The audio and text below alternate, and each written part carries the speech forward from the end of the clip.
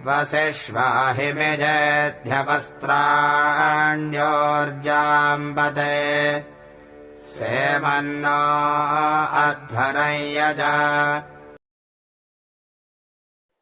हवनीय द्रव्य अतुलित ऊर्जा स्वामी तेजस्वी अग्निदेव आवो ओजस्वी अग्निदेव धारण लपटों के वस्त्र करो, धारण लपटों के वस्त्र करो। इस यज्ञ कुंड में तुम उतरो, तुम प्रभु प्रकाश के स्वामी हो, तुम प्रभु ऊर्जा के स्वामी हो, तुम प्रभु प्रकाश के स्वामी हो, तुम प्रभु ऊर्जा के स्वामी हो, बलदायक अंतर्यामी हो। शुभ कर्म यज्ञ संपन्न करो, शुभ कर्म यज्ञ संपन्न करो। आओ ओजस्वी अग्निदेव, आओ ओजस्वी अग्निदेव, आओ हे स्वामी अग्निदेव। बंधुओं देखो, ऋषि हमेशा अध्वर शब्द प्रयोग कर रहा है। अध्वर का मतलब उसका यह आग्रह है कि यज्ञ को सदैव अध्वर रखा जाए, हिंसा रहित रखा जाए, उसमें पीड़ा बद ऐसी किसी वस्तु का प्रवेश न हो। क्योंकि जो ऋषि है, वो त्रिकालदर्शी है, वो जानता है कि मनुष्य में दुर्बलताएं होती हैं। वह किसी दुर्बलता से किसी कार्य का अनुचित आरंभ या किसी शब्द का अनुचित अर्थ भी निकाल सकता है अपने हित के लिए, अपने सीमित स्वार्थ के लिए। तो इसीलिए वह बार बार जहां अवसर आता है वहां अध्वर शब्द का प्रयोग करता है, जिसमें ध्वर या हिंसा का प्रवेश न हो। तो चाहे हम कर्मयज्ञ करें, चाहे हम अग्निकुंड में आहुति प्रक्षेप का कार्य करें, हमें कहीं भी हिंसनीय वस्तुओं का अथवा कष्टप्रद पीड़ाप्रदायक किसी भी क्रिया का उसमें समावेश न हो, कोई भी उसमें हिंसित न हो, कोई भी उसमें कष्टित न हो, दुखी बने। यह प्रयोजन है, क्योंकि शिष्ट का मूल है दुख को हरा करके सुख प्रदान करना। क्योंकि प्रतिकूलताएं चारों ओर से घेरे रहती है मनुष्य को, दुख सदैव सुख के पीछे लगा रहता है। तो आवश्यक है कि उसको पिछाड़ें, क्योंकि जीवन का लक्ष्य है सुख प्राप्त करना। अब सुख क्या है, इसकी परिभाषा अलग होती रहती है और होगी भी। तो कहने का मतलब हम दुख से मुक्त रहें, तो इसलिए जो हम देंगे वही मिलेगा। अगर हम दुख देंगे तो हमको दुख मिलेगा, जो दोगे वही पाओगे। अगर हम हिंसा करेंगे तो हमको हिंसा मिलेगा। हिंसा का अर्थ केवल किसी की गर्दन काट देना ही नहीं है, बल्कि हिंसा कर तो हम किसी को पीड़ा पहुंचावें, वो पीड़ा वचन से भी, वो पीड़ा कृत्य से भी हो सकती है। हिंसा का अर्थ हुआ कि जहां कहीं किसी प्रकार से कोई दुखी न हो, पीड़ित न हो, वो हिंसा है। हाँ, यह बात अलग है कि कोई अपराध कर रहा है तो हमें सोचे कि उसको भी पीड़ा न हो, तो यह बात नहीं। कहने का मतलब जो निर्दोष है उनको किसी प्रकार से कष्ट न हो, वो है हिंसा का स्वरूप। तो हमें प्रत्येक चीज के स्वरूप को समझना चाहिए, क्योंकि जब तक हम स्वरूप नहीं समझेंगे तब तक हम कर्तव्य पथ का निर्धारण न कर पाएंगे और न हम उसका उदाहरण प्रस्तुत कर पाएंगे।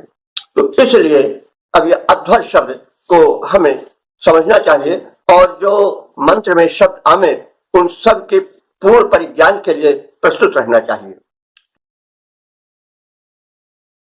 निनोहोतावरेण्यः सदा जविष्ठमन्मभिः अग्ने दिवित्मता वचाः।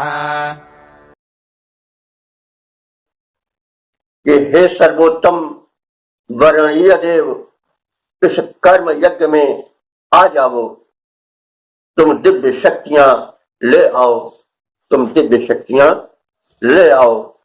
तुम सदा तरुण रहने वाले, तुम सदा तरुण रहने वाले, वयगत न दोष आ पाते हैं, वयगत न दोष आ पाते हैं। तुम होता श्रेष्ठ सहायक हो। हम सादर यहाँ बुलाते हैं, हम सादर यहाँ बुलाते हैं। सार्थक स्तुतियां श्रवण करो, सार्थक स्तुतियां श्रवण करो। बैठो, कृतकृत्य बना जाओ। हे सर्वोत्तम, हे सर्वोत्तम वर्णीय देव, इस कर्म यज्ञ में आ जाओ, तुम दिव्य शक्तियां ले आओ। इस प्रकार से अग्नि देवता से प्रार्थना की गई है और दिव्य शक्तियों के प्रदान हेतु उनकी स्तुति की गई है, क्योंकि अग्नि जो है वो ऊर्जा के पति हैं और वे प्रत्येक क्षेत्र में जीवन में हमें आगे बढ़ाने वाले हैं। अग्नि में जो है वो एक ऊर्ध्वगमन की शक्ति होती है।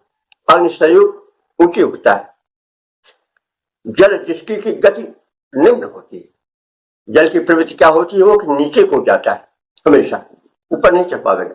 लेकिन जब अग्नि का संयोग उसको मिलता है, सूर्य किरणों जो वाष्पित हो जाता है, तो क्या होता है, ऊपर उठने लगता है, भाप बन करके मेघ बन जाता है और जल बरसा करके धरती को जीवन देता है।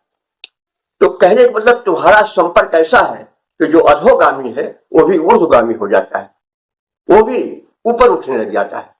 तो ये सब समझने की बातें हैं, ये कहीं नहीं गई इस चीज की, लेकिन मननीय है। इसीलिए एक मन में भी कह दिया है शब्द मंत्र में ऋषि ने कि आप जो मैं कह रहा हूं मनन करो और उस मननीय हमारी स्तुति को विधिवत श्रवण करके हमारे जीवन को साफल्य की ओर बढ़ाओ, हमारे जीवन में प्रगति करें, स्वयं प्रसन्न हो और शिष्य में प्रसन्नता भरें। क्योंकि जब हम प्रसन्न नहीं रहेंगे तो फिर संसार क्या प्रसन्न होगा, जो प्रसन्न होगा वही प्रसन्न कर पाएगा। इस प्रकार से इस मंत्र में ऋषि ने जो संदेश दिया उसके श्रवण से हम अपने को धन्य करें, चिंतन मनन करें और अपने जीवन में उन संदेशों को उतारें। तभी ऋषि का यह संकल्प, यह प्रयास सफल होगा। वेदों का संदेश तभी मानव का कल्याणकारी बन पाएगा। तो इन वचनों के साथ इस मंत्र का समापन हो रहा है। आहिष्मासो न मे पिता विर्यजत्यापजे सखा सख्ये वरेण्यः। पिता बंधु हो सखा सहायक, पिता बंधु हो सखा सहायक, तुम ही नाथ हमारे। पिता बंधु हो सखा सहायक, तुम ही नाथ हमारे। जैसे श्रेष्ठ पिता सुपुत्र को पालन पोषण करता, जैसे श्रेष्ठ पिता सुपुत्र का पालन पोषण करता, जैसे भाई की रक्षा में भाई तत्पर रहता, जैसे भाई की रक्षा में भाई तत्पर रहता, जैसे मित्र मित्र का रहता, जैसे मित्र मित्र का रहता बना सदा हितकारी, वैसे ही प्रभु बनो सहायक रक्षा करो हमारी। वैसे ही प्रभु बनो सहायक रक्षा करो हमारी। सदा सुरक्षित रहे तुम्हारे, सदा सदा सुरक्षित रहे तुम्हारे, पाते रहे सहारे, पाते रहे सहारे। पिता बंधु सखा सहायक, तुम ही नाथ हमारे। पिता बंधु सखा सहायक, तुम ही नाथ हमारे।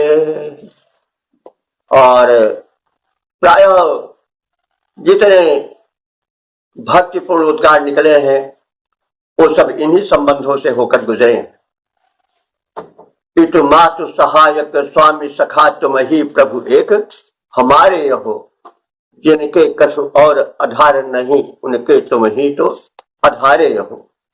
गीता में भी विश्व रूप दर्शन में 11वें अध्याय में अर्जुन जब विश्व रूप को देख करके कृष्ण की अतुल महिमा से परिचित होता है, तब वो भक्त से गदगद होकर के इसी भाव की प्रार्थना प्रस्तुत करता है। वो कृष्ण जी से कहता है कि हे भगवान, आप हमें उसी प्रकार से सहायता करो, उसी प्रकार से स्नेह करो, उसी प्रकार से संभालो जैसे पिता पुत्र को, मित्र मित्र को और प्रियतम प्रियतमा को संभालता है। पितेव पुत्रस्य सखेव सख्युः प्रियः प्रियाया हर्ष देव सुधुम। यह है गीता के 11वें अध्याय का 44वां मंत्र है। तो तात्पर्य है कि अपने आराध्य से, भक्त सुना से यह प्रार्थना करता है कि जो निकट के संबंध हैं वे हैं पिता के, भाई के और मित्र के। तो हे अग्नि देवता, आप इन तीनों रूपों से हमारी सहायता करो ताकि हम अपने जीवन के लक्ष्य को प्राप्त कर सकें और जीवन को धन्य बना सकें। इस प्रकार से विविध संबंधों को जोड़ करके भक्त भगवान के पास आता है और यही नाता आगे चल करके पुराणों में और भक्ति साहित्य में हिंदी में भी उतरा है, तो जिसका हमने थोड़ा सा प्रारूप प्रस्तुत भी किया है। जो अष्टछाप के कवि थे वो सख्य भाव के उपासक थे।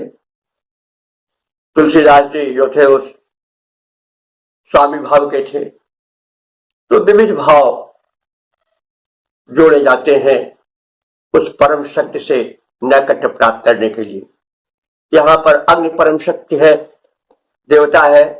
जैसे मैंने पहले भी बताया, वास्तव में उस परम शक्ति का कोई ऐसा एक आकार या सुनिश्चित रूप नहीं है, तो एक शक्ति रूप में है।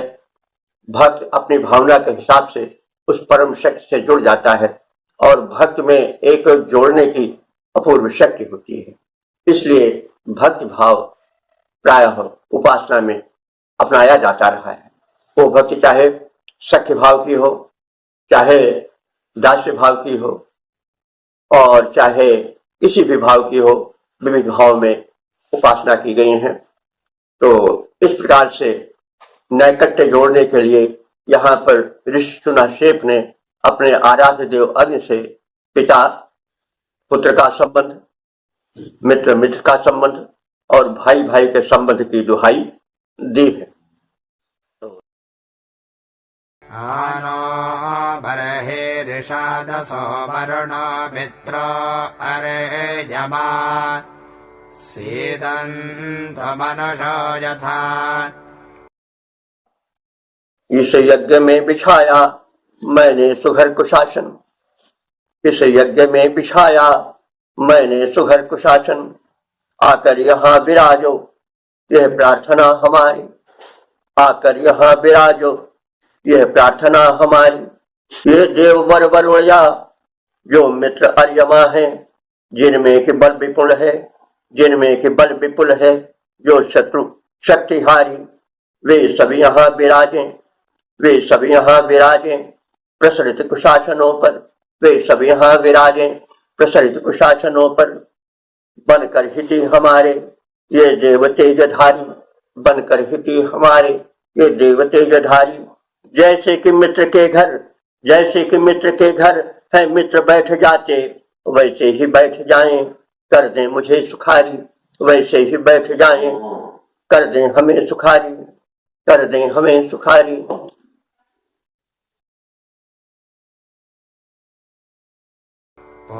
पूर्व्यहोतरस्य नो बन्धस्व सख्यस्य च इमा उषश्रुधे गिराः। हे अग्नि देवता, आप पुरातन होता है हितकारी, यह विनती सुने हमारी, यह विनती सुने हमारी। आप यज्ञ की महिमा जाने, आप यज्ञ की महिमा जाने, उसकी विधियों को पहचाने। यज्ञ कर्म करता हम सबको हितकर मित्र भाव से माने, हितकर मित्र भाव से माने। मित्र भाव से हो प्रसन्न, स्तुतियां सुने हमारी, मित्र भाव से हो प्रसन्न, स्तुतियां सुने हमारी। हे अग्नि देवता, आप पुरातन होता है हितकारी। तो मित्र भाव से सुनने के निवेदन का तात्पर्य हुआ कि कुछ त्रुटि रह गई हो तो भी आप उसे ध्यान नहीं देंगे, जैसे मित्र किसी भी बात को ज्यादा ध्यान मित्र नहीं देता है। यहाँ पर ध्यान देने की बात यह है कि ऋषि जो मित्र भाव को ही प्रधानता दे रहा है, वह भक्त के विविध भाव है, जैसे स्वामी सेवक भाव और इसी प्रकार से और भी तमाम भाव हैं जिनकी पहले चर्चा हो चुकी है। एक भाव सख्य भाव भी है। तो यहाँ पर सख्य भाव की प्रधानता का कारण यह है कि स्वामी और सेवक भाव में तो सेवक बड़ा संकुचित रहता है। वह अपनी बात पूरे स्पष्ट रूप में स्वामी के समक्ष निवेदन नहीं कर पाता है। तो सख्य भाव में अगर कुछ थोड़ा एक मित्र से कुछ अनुचित भी कह जाए थोड़ी देर के लिए हंसी मजाक रूप में, तो उसे क्षम्य समझा जाता है, मित्र हंसकर रह जाता है। लेकिन हम स्वामी के सामने तो ऐसा नहीं कर सकते हैं, क्योंकि स्वामी के साथ बहुत ठिठुर कर रहना पड़ता है। तो सख्य भाव से स्तुतियों को सुनने की प्रार्थना इसलिए है कि आपसे निसंकोच भाव से हम कहें और निसंकोच भाव से आप सुनो।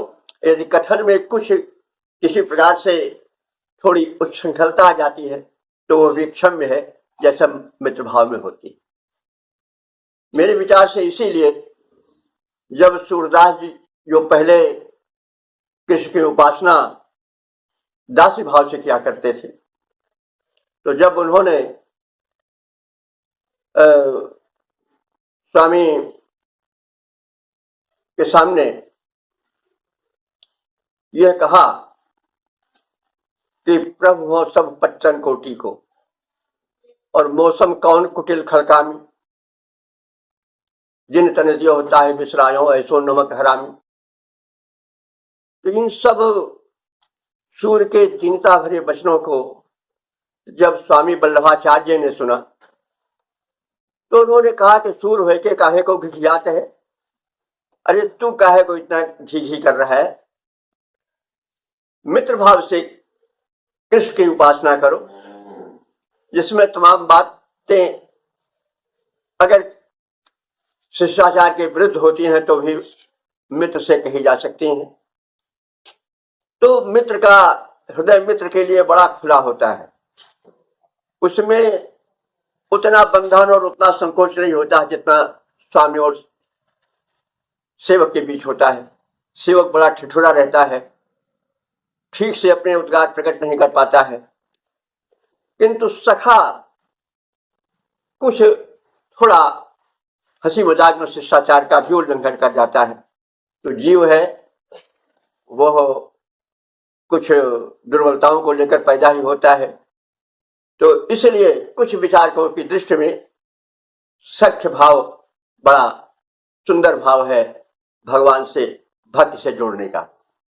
जैसे अष्टसाप के कवि जो है वो सख्य भाव की भक्ति से जुड़े हैं, और जैसा भी हमने सूरदास जी का प्रसंग सुना है, वल्लभाचार्य जी ने दास्य भाव से आकर के सख्य भाव की भक्ति करने की सलाह सूरदास जी को दिया। फिर वो राधा कृष्ण की भक्ति को सख्य भाव से किया, और तमाम जगह ऐसे भी वर्णन कर दिए हैं जो कि जैसे मित्र मित्र से चुटकी ले लेता है, मजाक हंसी कर लेता है, वैसे भी तमाम सूर के पद मिलते हैं। आप सब परिचित हैं, उनको यहाँ कहने की आवश्यकता नहीं।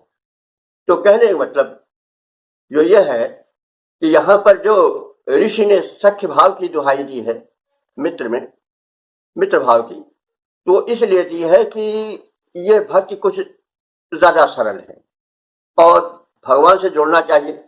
बाद में तो यहाँ तक हुआ कि एक मतलब शत्रुभाव को भी भक्ति का एक रूप मान लिया गया। भागवत में कहा नहीं गया कि जैसे मतलब जो कंस था वो कृष्ण से जुड़ा था शत्रुभाव से, और अंत में उसको भी मुक्ति मिली। रावण राम से जुड़ा शत्रुभाव से, लेकिन बार बार वो राम का स्मरण करता रहता था, इसलिए उसको भी मुक्ति मिल गई। तो भजन होई नहीं तामस देहा, मन करो वचन मंत्र दृढ़, तो हट जाए बैन में करी हो, प्रभ सरसो भवसागर तरी हो। मानस में कहा भी गया कि रावण ने सोचा कि भजन हो ही नहीं तामस देहा, मैं तो तामसी प्रवृत्ति का हूं, भजन तो कर नहीं सकता हूं, इसलिए मैं शत्रुभाव से ही भजन करूंगा। और अंत में प्रभु सरसों भवसागर तरी हो, उनके हाथों मर करके मैं भी पुण्यवानों के स्थान को प्राप्त करूंगा। तो कहने का मतलब भक्त के तमाम रूप बाद में प्रकट हुए। हमने एक प्रसंगवश कह दिया कि शत्रुभाव से भी भक्ति होती है, जैसे कंस और रावण ने किया। तो कहने का मतलब भाव के विविध भावों में भक्ति फैली हुई है। किसी भाव से तुम जुड़ जाओ उस परम शक्ति से, लेकिन जुड़े रहो। तो यहाँ पर सख्य भाव को सबसे अधिक महत्ता दी गई है, क्योंकि उसमें यदि बात कहते न बनी, भक्त से निवेदन में कुछ कमी हुई तो भी काम चल जाता है। तो वेद तो सभी का प्रेरक है, सभी विचारों के मूल उसमें है, और उसी से संसार में जितने भाव निकले हैं, जितने विचार निकले हैं, जितने प्रबंधन निकले हैं, जितनी दार्शनिक विचारधाराएं फैली हैं, वो सब वेदों से ही हैं। आप लोग सुनते जाइएगा तो देखिएगा कि कितने गूढ़ मंत्र है वेद के, और जितनी भावनाएं, जितनी विचारधाराएं हैं, उन सबका मूल जो है वो वेदों में निगूढ़ है। तो यहाँ पर भक्ति का जो सख्य भाव है उसको प्रधानता दी गई है, जिसका विकास बाद में संस्कृत साहित्य में और हिंदी साहित्य में भी हुआ है। यच्चिद्धि शश्वतातनादे वन्दे वैयजामहे त्वे इद्धो यते हविः। हे प्रभु, तुमको हवि अर्पित कर सुख पाता मैं भारी, सब में है पैठ तुम्हारी। हवि द्वारा सुर सत्कृत होते है यह रीति पुरानी, तुमको हवि से सत्कृत करने की मैंने भी ठानी। किंतु सत्य यह भगवन, हवि जो भी अर्पित की जाती, लौट अंततः वह प्रभुवर तेरी सेवा में आती। हे देवों के देव, तुम्ही तो हो सबके अधिकारी। हे देवों के देव, तुम्ही तो हो सबके अधिकारी। हे प्रभु, तुमको हवि अर्पित कर सुख पाता मैं भारी, क्योंकि तुम्हें एकमात्र उस हवि के हो अधिकारी, और समस्त तुम्हें ही अर्पण होता है। हम किसे भी दें किंतु जाएगा तुम्हारे ही पास। इस प्रकार से एक दिव्य भावना और दिव्य और उत्कृष्ट और व्यापक विचार को ऋषि ने इस मंत्र में प्रस्तुत किया है, और वो अनुकरणीय है।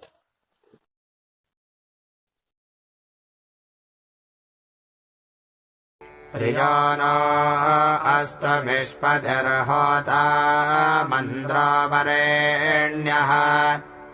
प्रिया स्वग्नयो भजम्। तुम्ही हो लोकपालक और सर्वोपरि विधाता हो। तुम्ही हो लोकपालक और सर्वोपरि विधाता हो। तुम्ही सत्कर्म प्रेरक हो, तुम्ही आनंद दाता हो। तुम्ही सत्कर्म प्रेरक हो, तुम्ही आनंद दाता हो। हमारे प्रिय बनो भगवन, हमारे प्रिय बनो भगवन। प्रीति बढ़ती सदा जाए, करें शुभ कर्म जिससे प्रीति हम भी आपकी पाएं। करें शुभ कर्म जिससे प्रीति हम भी आपकी पाएं। सदा तुमसे लगा भगवन, सदा तुमसे लगा भगवन, हमारा प्रेम नाता हो। सदा तुमसे लगा भगवन, हमारा प्रेम नाता हो। तुम ही हो लोक पालक और सर्वोपरि विधाता हो। तुम ही हो लोक पालक और सर्वोपरि विधाता।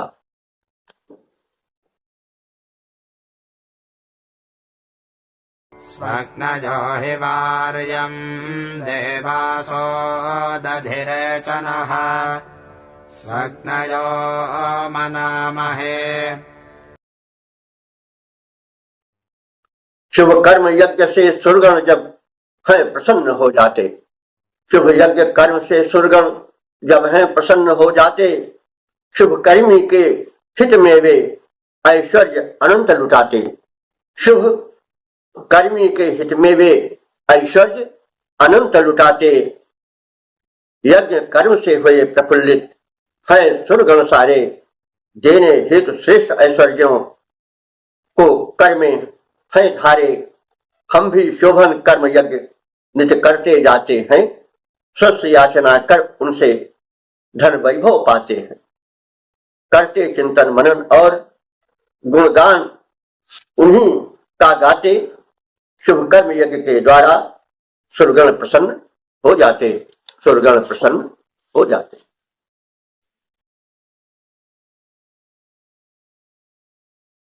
अथा न उभयेषामव्रतमर्त्यानाम् मिथः सन्तु प्रशस्तयः।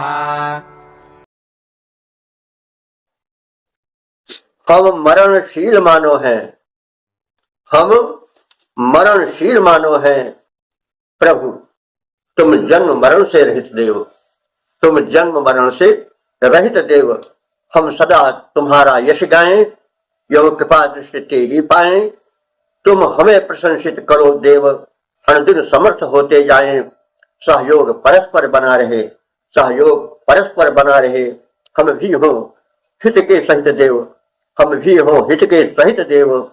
हम मरणशील मानो हैं, तुम जन्म मरण से रहित देव, तुम जन्म मरण से रहित देव।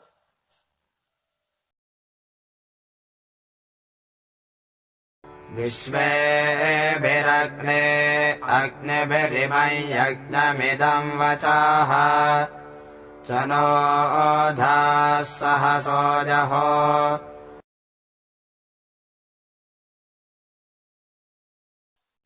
आवाहित होने पर भगवन, आवाहित होने पर भगवन तुम सत्य सहित आ जाते हो।